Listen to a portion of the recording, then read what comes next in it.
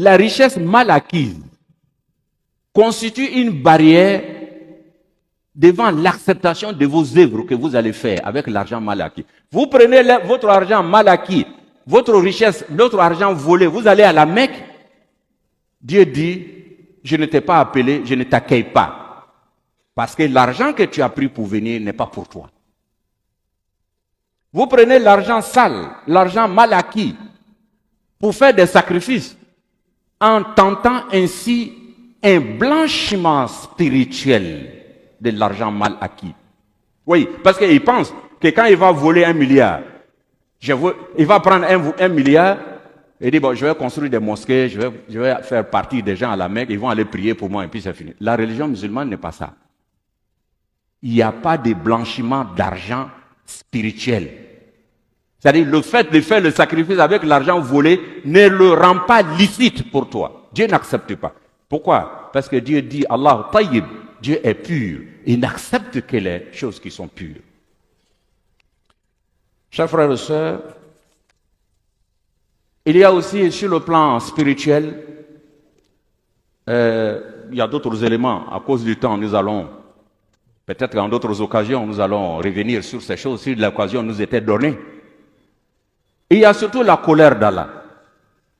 Dieu dit, فَإِن لَمْ تَفْعَلُوا فَأَذَنُوا بِحَرْبٍ مِّنَ اللَّهِ وَرَسُولِهِ. Il dit, si vous n'arrêtez pas la course à l'enrichissement illicite sous toutes ses formes, il dit alors recevez une déclaration de guerre de la part d'Allah et de son messager, sallallahu alayhi wa sallam.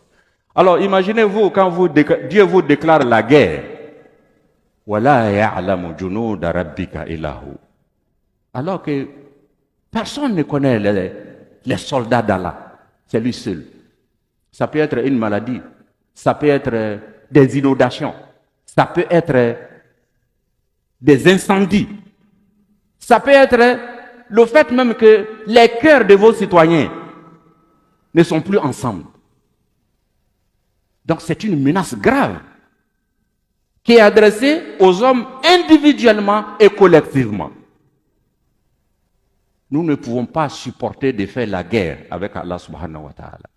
Mais une des causes, c'est l'enrichissement illicite.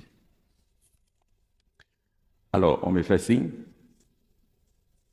Les conséquences, toujours, sur le plan social, c'est que quand vous avez l'argent illicite, Dieu enlève la baraka. Il est souvent extraordinaire qu'on arrive au cours des voyages, on vous dit, ici c'est la cour d'un tel qui était dans la ville ici, qui était craint, respecté, riche. Mais vous entrez dans leur cour. Tout ce que vous pourrez dire, c'est Allahu Akbar.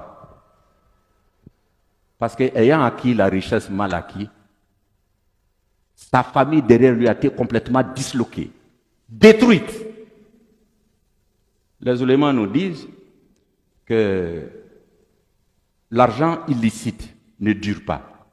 Quand il dure, il détruit tout ce qui est, et tout ce qui en bénéficie. Al-mal ou az-zulm la yadoum wa iza dama dammar. Il ne dure pas dans le temps, mais s'il dure, c'est qu'il est en train de détruire.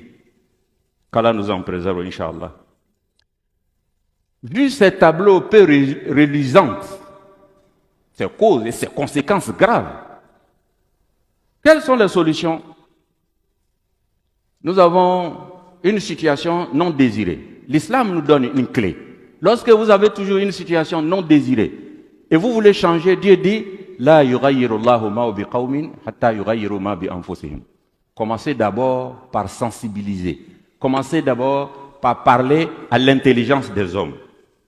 Chers frères et sœurs, je termine par dire que le croyant musulman, le croyant tout court, quelles que soient les difficultés auxquelles il fait face, ne doit jamais désespérer du soutien d'Allah. Dieu le dit dans le Saint-Coran qu'il ne faut pas désespérer dans la sourate 39